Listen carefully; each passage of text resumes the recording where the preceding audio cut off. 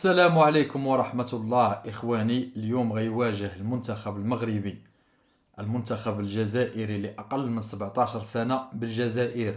شاهدوا معايا هاد الصورة.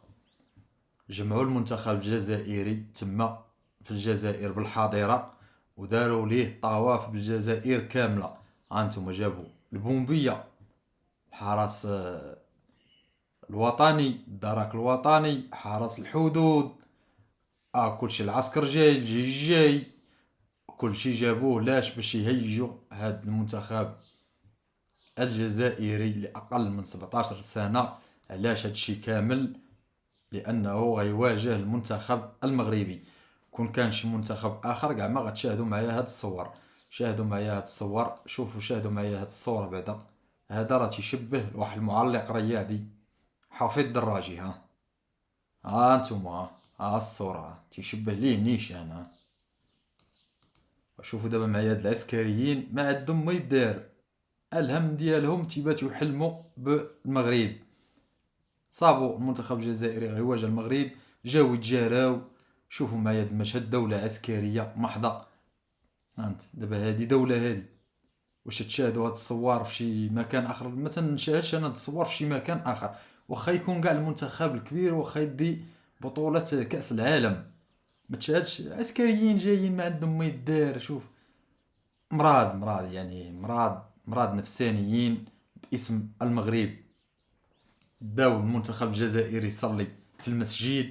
المشكل ماشي في الصلاة قبل المباراة، ولكن المشكل هو داك الهيلمان اللي دايرين الاعلام والامام يدعيو. واش نتوما غادي تلعبوا كرة القدم ولا غادي نتجاهدوا؟ وشاهدوا معايا هاد الفضيحة هادي. ها نتوما تزيد.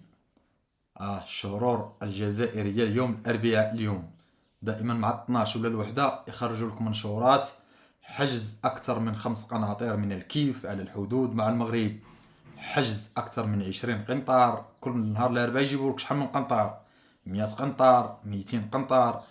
واش نتوما الكيف صابوا الناس؟ جايبين لك هنا شي خيشات هنايا، هما دايرهم شنقريحة في شي ناحية عسكرية تمايا، خازنهم تم.